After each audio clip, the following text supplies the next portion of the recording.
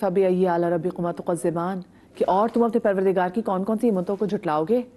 تو بہت ساری تو ایسی نعمتیں ہیں جن کا ہمیں ادراک ہی نہیں ہے، جو کہ ہم اپنی اس لائف میں 24/7 لائف ہے جس کو اتنے مزیدار طریقے سے انجوائے کریں. ہمیں ہوتا ہے جی ہمارے بچے کا اچھی جگہ ایڈمیشن نہیں ہوا، ہم اچھی جگہ پہ رہتے نہیں، ہمارا گھر اپنا نہیں، ہمیں لگتا ہے شاید اپنا گھر یہ اچھی نعمت ہے، اچھا کھانا اچھی نعمت ہے. بہت ساری چیزیں اچھی نعمت ہے جن کا ہمیں ادراک نہیں ہے. سورہ رحمان کی فضیلت کے حوالے سے بات کریں گے اور میں کرام کا بھی تعارف کراؤں گی. تو بسم اللہ کہتے ہیں جناب. آج کے ٹاپک کے حوالے سے ہمارے ساتھ موجود ہے علامہ جواد حسین آبدی بھائی صاحب، ہمارے ساتھ موجود ہے مفتی نعمانی بھائی صاحب، ہمارے ساتھ موجود ہے علامہ زامن عباس زیدی صاحب. السلام علیکم جی. میں شو میں خوش آمدید کہتی ہوں. اور ہماری بہت ہی پیاری بہن ریلیجس اسکالر عائشہ بلال ہمارے ساتھ موجود ہیں. السلام علیکم عائشہ. شو میں آپ کو بھی خوش آمدید کہتے ہیں. اور سب سے پہلے بسم اللہ سے ہی کہتے ہیں کہ فَبِأَيِّ آلَاءِ رَبِّكُمَا تُكَذِّبَانِ، جو بچوں کو پڑھتے ہوئے تو سب سے زیادہ آسان اس لیے بھی سورہ لگتا تھا کیونکہ ایک آیت ہے جس کی بار بار تکرار ہو، جس کو آپ بار بار پڑھے. تو بچے ہم بچپن چھوٹے ہوتے ہیں نا تو فوراً پڑھتے تھے کہ سورہ رحمان پڑھنی ہے نا، آسان ہوتی تھی، فوراً جلدی جلدی پڑھی بھی جاتی تھی. لیکن وہ اس آیت جس میں کہا گیا ہے کہ تم اپنے پروردگار کی کون کون سی نعمت کو جھٹلاؤ گے، جس کی بار بار تکرار کی گئی، اس کی پیچھے حکمت کیا ہے جواد بھائی؟ بسم اللہ الرحمن الرحیم. الحمد للہ والصلاۃ والسلام علی اہلہا اما بعد. دیکھیے سورہ رحمان ہو یا کوئی اور سورہ ہو، اکثر سورہ ایسے ہیں جن میں ایک ہی آیت بار بار جو ہے تکرار کے ساتھ بیان ہوئی ہے. مفسرین نے لکھا ہے کہ دیکھیں چونکہ قرآن مجید دنیا کی فصاحت سے بھری اور بلاغت سے بھری کتاب ہے، اس میں کوئی لفظ بھی عبث نہیں ہے اور کوئی بغیر مصلحت کے لفظ نہیں ہے. بعض اوقات ہوتا یہ ہے کہ کسی بات کی اہمیت کو اجاگر کرنے کے لیے اس کو تکرار کیا جاتا ہے، ایک تو وجہ سامنے کی یہ. دوسری بات کسی چیز کو جب تاکیداً بیان کیا جا رہا ہوتا ہے تو بعض اس کو جو ہے وہ ریپیٹ کیا جا رہا ہوتا ہے. سورۃ الرحمن تو وہ سورہ ہے کہ جس میں بار بار ہر آیت کے بعد کنٹینیوسلی جو ہے نا ایک لفظ آیا فَبِأَيِّ آلَاءِ رَبِّكُمَا تُكَذِّبَانِ، اور دونوں گروہ جنوں سے اپنے رب کی کون کون سی نعمتوں کو جھٹلاؤ گے. دیکھیے قرآن مجید برہان رشید کو اگر مطالعہ کریں گے تو خود قرآن ہمارے لیے نعمت، خود قرآن لانے والے پیغمبر ہمارے لیے نعمت، خود دین ہمارے لیے نعمت، توحید اسلام سراپا نعمت ہے. ٹھیک ہے. چنانچہ سورہ رحمان جیسے کہ ابھی انٹرو میں بیان کیا گیا قرآن مجید کی زینت کہا گیا اس کو. بعض روایت میں یہ بھی تعبیر ہے کہ جیسے قرآن مجید کا حسن جو ہے وہ سمٹ کا سورۃ الرحمان میں کس طریقے سے اس میں بیان کیا گیا. روایت میں یہ امام جعفر صادق علیہ السلام فرماتے ہیں جب بھی آپ اس آیت کو پڑھتے تھے تو جب اس لفظ پہ آتے تھے فَبِأَيِّ آلَاءِ رَبِّكُمَا تُكَذِّبَانِ فَقَالَ لَا بِشَيْءٍ رَبُّنَا نُكَذِّبُ، فرمایا کرتے تھے پروردگار کوئی ایسی شے نہیں جس کا ہم انکار کرتے ہوں یا جس کو ہم جھٹلاتے ہوں. یہ جملہ بار بار گویا جواب کے طور پہ کہا جا رہا ہے کیونکہ دیکھیں نا مولا کائنات کا فرمان ہے جب میں چاہتا ہوں رب مجھ سے بات کرے تو میں قرآن پڑھتا ہوں، جب میں چاہتا ہوں میں رب سے بات کروں تو نماز پڑھتا ہوں. تو گویا قرآن مجید میں اللہ ہم سے بات کر رہا ہے. فَبِأَيِّ آلَاءِ رَبِّكُمَا تُكَذِّبَانِ، یہ پوچھنے کا ایک طریقہ ہے استفہام انکاری. بتاؤ تم اپنے رب کی کون کون سی نعمتوں کو جھٹلاؤ گے. تو جواب میں امام فرماتے ہیں یوں کہہ دیا کرو کہ لا بشیء ربنا نکذب، اے پروردگار کوئی شے نہیں ہے جس کا ہم انکار کر سکتے ہیں. چنانچہ سورہ رحمان بار بار بھی کہا جائے کہ لا بشیء من علائک وربی یکذب، بالکل ایگزیکٹلی یہ بھی لفظ ہے. خلاصہ کلام یہ ہوا کہ سورہ رحمان پڑھنے والا اس کی نعمتوں کی طرف متوجہ ہوتا ہے. سورہ رحمان کا جو پیغام ہے نا تخلیق جن و انس پہ بات ہو رہی ہے، آیات الہی جو اللہ سبحانہ وتعالیٰ کی ذات سے متعلق باتیں ہیں، جنت کے جو ڈیکوریشن ہے اس پہ بات ہو رہی ہے. تو بہرحال یہ کہ جنت کی نعمتوں سے اور اللہ سبحانہ وتعالیٰ کی توحید اور تمام چیزوں سے بھرپور سورۃ الرحمن ہے جسے پڑھنے والا یقیناً ان تمام نعمتوں کا حقدار بھی قرار پاتا ہے. کیا پیاری بات ہے. جی نور بھائی بسم اللہ. نحمد و صلی علی رسول الکریم اما بعد فاعوذ باللہ من الشیطان الرجیم بسم اللہ الرحمن الرحیم.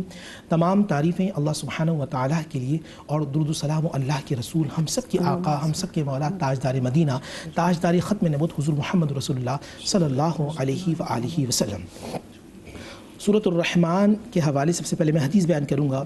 امام المشارق والمغارب جو اس حدیث میں بیان کیا جائے گا نام لیتا ہوں، وہ جو زینت اسلام ہیں، جو زوج بطول ہیں سیدنا علی حیدر کرار کرم اللہ وجہ الکریم، آپ فرماتے ہیں سمیت رسول اللہ صلی اللہ علیہ وسلم یقول، میں نے اللہ کے نبی صلی اللہ علیہ وسلم کو فرماتے ہوئے سنا، لکل شیء، ہر ایک چیز کی زینت ہوتی ہے، زینت لکل شیء عروس، ہر ایک چیز کی زینت ہوتی ہے. عروس القرآن الرحمن، کہ قرآن کی زینت سورہ رحمان میں ہے. اور پھر انہی کی زوجہ خاتون جنت حضرت بی بی فاطمہ سلام اللہ علیہا فرماتی ہیں. تو اب یہ دونوں جوڑا جو ہے یہ بھی پوری کائنات کے جوڑوں کی زینت ہے. یہ بھی نعمتوں میں سے ایک ہے. جی نعمتوں میں سے ایک نعمت ہے. اور یہ فرماتی کہ جو شخص سورہ رحمان پڑھتا ہے زمین و آسمان کے بادشاہت میں یہ اعلان کیا جاتا ہے کہ یہ جنت الفردوس کا اللہ نے اس کو مستحق بنا دیا ہے. تو آج الحمدللہ سورہ رحمان کی بات کی. اور یہ اس کے شان نزول کیا ہے کہ جب کفار نے کہا کہ رحمان کون ہے اور نبی علیہ السلام کی شان مقدس میں اعتراضات کیے تو پھر جبرائیل لے کے آئے الرحمن. اور اللہ سبحانہ و تعالیٰ کے تمام ناموں کی معراج ہے رحمان کا نام. اور اس کے بعد الرحمن علم القرآن, جس نے قرآن سکھایا. کس کو سکھایا؟ کہ جو مقصود کائنات ہیں, جو مطلوب کائنات ہیں, جو جان انسانیت ہے حضور محمد رسول اللہ صلی اللہ علیہ وسلم. اس کائنات میں ہر شخص دنیا میں آتا ہے پڑھتا ہے سوائے زہرا کے بابا کے کہ جو اس کائنات میں پڑھنے نہیں بلکہ پڑھانے آئے ہیں. الرحمن علم القرآن خلق الانسان. اور پھر یہاں 4 چیزوں کی بات کی جا رہی ہے. الرحمن علم القرآن خلق الانسان علمہ البیان. رحمان جو اللہ کے ناموں میں سب سے اونچا نام, پھر قرآن سب سے اونچا کلام, سبحان اللہ, جس کو سکھایا وہ سارے نبیوں میں اونچا نام.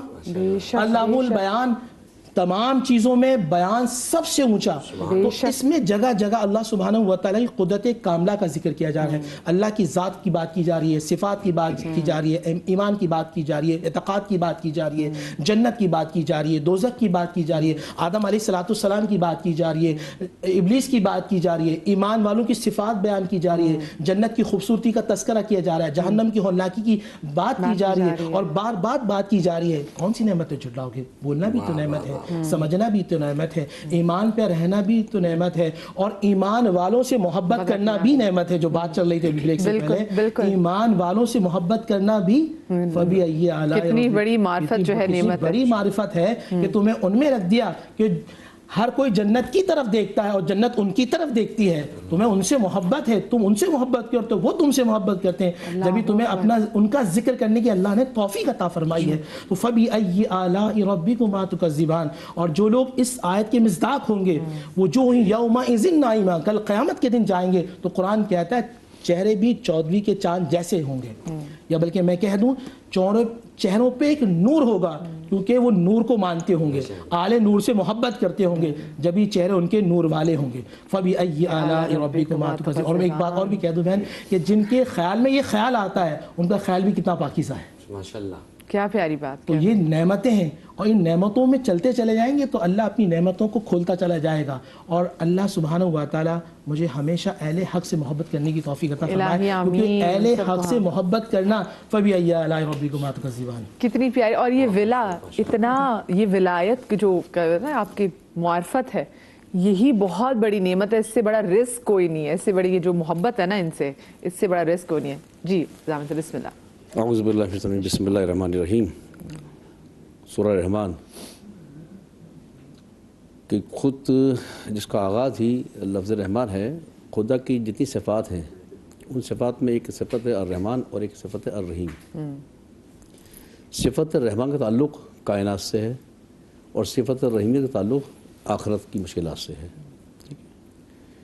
قرآن کریم کا جو پہلا سورہ ترتیب کے لحاظ سے ہے سورۃ الحمد, آپ دیکھیے کہ اس میں کہا گیا کہ بسم اللہ الرحمن الرحیم الحمدللہ رب العالمین. تمام تعریفیں اس اللہ کی جو عالمین کا پالنے والا ہے. وہ کون ہے؟ وہ رحمان ہے, وہ رحیم ہے. ٹھیک ہے. حالانکہ انسان پہلے پیدا ہوتا ہے, خلقت پہلے ہے نا. عقل انسانی کہتی ہے کہ ہونا یہ چاہیے کہ الحمدللہ رب العالمین, وہ اللہ جس نے مجھے پیدا کیا ہے. ٹھیک ہے. پیدائش سے تعارف نہیں ہو رہا, رب سے ہو رہا ہے, اس لیے کہ اپنی خلقت کو کس نے خود اپنی آنکھوں سے نہیں دیکھا. ٹھیک ہے. دنیا میں آنے کے بعد اس کو احساس ہوا کہ کیسے اللہ نے مجھ پر لطف و کرم کیا. وہ رب کون ہے کہ جس نے پہلے نعمتیں دی ہیں دنیا کی, اس لیے پہلے کہا رحمان, پھر بعد میں صفت رحیمیت کی. ٹھیک ہے. 78 آیتیں ہیں, 352 کلمات ہیں اور 1648 حروف ہیں. اس میں مجموعہ کر لیں تو اعداد کے لحاظ سے بہترین حصہ بنتا ہے. ٹھیک ہے. اچھا, یہ جو سورہ رحمان اس قرآن کریم میں سورہ کو جیسے کہ مولانا نے بھی کہا اور محمد صاحب نے بھی کہا, رسول قرآن بھی کہا جاتا ہے قرآن کی دلہن. ٹھیک ہے نا. خود لفظ بتا دیتا ہے کہ کسی خاندان میں دلہن کی کتنی اہمیت ہوا کرتی ہے. اچھا اب اس کے جتنے بھی کلمات ہیں ایک ایک لفظ کو اٹھا کے ہم دیکھ لیں, اس کو اگر ہم دیکھیں تو 3 حصوں میں تقسیم کیا گیا ہے, اور پھر جتنی نعمتیں ہیں ان کو اگر آپ بات دیکھیں تو 7 چیزوں میں تقسیم کیا گیا ہے, 7 طرح کی نعمتوں میں سے تقسیم کیا گیا ہے. کچھ کا تعلق دنیا سے ہے, کچھ کا تعلق آخرت سے ہے, پھر کچھ کا تعلق جنات سے ہے, کچھ کا تعلق انسانوں سے ہے, پھر نعمتوں سے ہے. اور اس کے بعد پھر جیسے کہ چھٹے امام سے یہ روایت مصدقہ روایت ہے کہ یہ سورہ اہل بیت بھی کہلاتا ہے. اور اس میں کہتے ہیں یلتقان مرجان 2 دریا ملتے ہیں, ایک دریا سے تعبیر کی گئی مولا کائنات کی, اور دوسرا تعبیر کی گئی جناب فاطمہ سلام اللہ سے, اور پھر لولو مرجان نکلتے ہیں, حسن حسین آ گئے, جسے ہماری بہن نے بھی ایک دفعہ کسی تبصرہ کیا تھا. جی بڑا بہت پیاری تصویر. اس کی خوبی کیا ہے کہ قرآن کریم کا سب سے چھوٹا سورہ جو ہے وہ سورہ کوثر ہے, اور قرآن کریم کی سب سے چھوٹی آیت جو ہے مدحامتان وہ بھی اسی سورہ میں ہے. 64 آیت جو ہے سب سے مختصر, قرآن کی سب سے مختصر سورہ آیت جو ہے وہ بھی اسی میں ہے. جن 2 باغوں کا تذکرہ سے پہلے ہو رہا ہے نا, اس کے بعد بتا گیا کہ ہرے بھرے ہیں وہ دونوں باغ. مدحامتان یہ ہرے بھرے ہیں وہ دونوں باغ. ٹھیک ہے. اچھا یہ سورہ واحد وہ سورہ ہے کہ کچھ ممالک میں, جیسے ہمارا پڑوسی ملک ہے ایران, بہت تلاوت ہوتی ہے اس کی. ہر تقریب, ہر مڈے سے پہلے, ہر خوشی سے پہلے, ہر غم سے پہلے ذاکر اس کی تلاوت کرتا ہے. ہمارے یہاں بھی رواج ہی ہے, لیکن بعض ممالک میں زیادہ رواج ہے. یہی وجہ ہے کہ وہاں پہ ایک مثال مشہور ہے کہ سورہ رحمان کے لیے کہا گیا کہ جو شخص صبح اور شام میں سورہ رحمان کی تلاوت کرتا ہے جب مر جاتا ہے تو اس کے جسم سے سورہ رحمان کی خوشبو آ رہی ہوتی ہے. اللہ. اور ایران میں یہ تصور ہے پایا جاتا ہے جب کسی کا انتقال ہو جاتا ہے نا تو کہتے ہیں کہ خوشبو ہے سورہ رحمان بھی آج اس کے جسم میں سورہ رحمان کی خوشبو آ رہی ہے. ٹھیک ہے. سورہ رحمان کے بارے میں یوں تو قرآن کریم کے ایک ایک لفظ کے بارے میں بہت ریسرچ کی گئی ہے, لوگوں نے ریسرچ کی ہے, باقاعدہ تھنک ٹینک بیٹھے ہوئے ہیں, ٹیسٹ بھی اس پر ریسرچ ہو رہی ہے, مگر جتنی ریسرچ سورہ رحمان پہ کی گئی ہے قرآن کریم کی کسی اور سورے پہ اتنی ریسرچ نہیں ہوئی ہے. اچھا اس میں کیا ہے کہ اس کا کمال یہ ہے کہ اگر تلاوت کسی کو آتی ہے کیا ہی کہنے, تلاوت نہیں آ رہی فقط سن رہا ہے تو اس کا اثر کیسے مطلب ہوتا ہے کہ دنیا کی بہت ساری لا علاج ایسی بیماریاں ہیں کہ جن کو ڈاکٹرز نے کہہ دیا کہ اس کا ہمارے پاس کوئی علاج نہیں ہے. تو سورہ رحمان کو مطلب میں لفظ یہ نہیں کہوں کہ آزمایا گیا, لوگوں پر آزمایا گیا اس کو. ٹھیک ہے نا, لوگوں نے اپنے پر اس کی پریکٹس کی. تو کتنے ہی کیسز ایسے موجود ہیں. ڈاکٹر جاوید خود لاہور کے اندر موجود ہیں, ان کے پاس کئی تھیوریز موجود ہیں اس کی کہ جب ہم بالکل نا امید ہو گئے تو ہم نے یہ روایت کو پڑھا اور ہم نے پھر سورہ رحمان اس کے مریض کے سرانے چلائی. ہم نے اس سورہ رحمان کے الفاظوں کا اس کے کانوں میں جانا تھا کہ جو مردہ جسم ہو چکا تھا, شل ہو چکا تھا, فالج ہو چکا تھا, اس میں حرکت پیدا ہو گئی. کتنے ہی ایسے امراض ہیں, کتنے ہی پاکستان میں نہیں دنیا کے مختلف ممالک میں, یہاں تک کہ جو نان مسلم کنٹریز ہیں انہوں نے اس پر ریسرچ کیا ہے کہ اس کے الفاظ میں کوئی ایسا جادو ہے, کوئی ایسا اثر ہے کہ مردہ بھی حرکت کر جاتا ہے اس کے اندر. کیونکہ سورہ الحمد کے لیے کہا گیا ہے کہ سورہ الحمد جو ہے موت کے علاوہ ہر چیز کا جو ہے, اور اگر اذن الہی ہو جائے تو سورہ الحمد پڑھنے سے مردہ بھی زندہ ہو جاتا ہے باذن الہی. ٹھیک ہے نا. لیکن جو صفات اور جو کمالات سورہ رحمان کے بیان کیے گئے ہیں, اور دیکھیے بار بار تکرار, یعنی ہر نعمت کے بعد یہ سوال, جیسے مولانا نے کہا کہ استفہامیہ جملہ ہے اس کے اندر, کس نعمت کو جھٹلاؤ گے تم, کون سی نعمت جھٹلاؤ گے, جس پر میں نے چھٹے امام نے کہا کہ اس کلمے کے بعد کہتے ہو کوئی ایسی شے ہے ہی نہیں جس کو جھٹلا سکوں. اس جملے کی تکرار کا فائدہ کیا ہے کہ شب میں اگر تکرار کرے گا مر جائے گا تو شہید مرے گا. ٹھیک ہے. دن میں جس وقت بھی اگر پڑھنے کے بعد مر جائے تو درجہ شہادت ملے گا فقط اس جملے کی ادائیگی کے بعد. اور کہا کہ حق الہی بھی یہ ہے بندے کے اوپر کہ جب کوئی نعمت مل رہی ہے تو فوراً نعمت کا شکر ادا کرے اور اس بات کا اقرار کر دے کہ واقعی اللہ تیری کسی نعمت کو جھٹلایا جا ہی نہیں سکتا. کیا پیاری بات ہے. جی بسم اللہ عائشہ. بسم اللہ الرحمن. اور عائشہ تو بڑی فضیلت اہل بیت کی, اسپیشلی جو کیا انتہائی پاک ہستی ہیں جو جس طرح سے کہ آپ تفسیر میں بیان کرتی ہیں, وہ تو بہت ہی پیارا تھا عائشہ. یہ میں شکر ادا کرتی ہوں اور اللہ آپ کی کسی نعمت کو نہیں جھٹلاتی ہوں کہ خدا نے ہمیں ایک ایسا خاندان رسالت مآب دیا ہے اور ان کی محبت عطا کی ہے.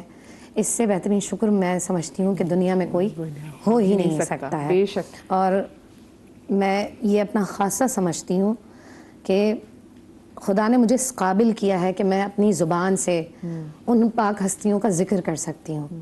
سورہ رحمان کی ہم اگر تلاوت کی بات کریں، سورہ رحمان یہ پہلا سورہ ہے جسے حرم پاک میں علل اعلانیہ پڑھا گیا تھا.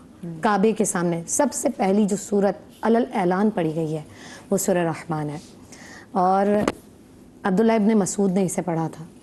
اچھا، لوگوں نے، اصحاب نے سوچا تھا کہ اگر یہ تو کیونکہ ظاہری طور پر وہ لگ رہے تھے کہ بہت کمزور سے ہیں تو کفار ان پر حملہ کریں گے، لیکن عبداللہ ابن مسعود نے کہا نہیں، میں اس تاثیر والے سورہ کو ضرور پڑھوں گا. انہوں نے اس سورہ کو سب سے پہلے کعبہ معظمہ میں تلاوت کیا.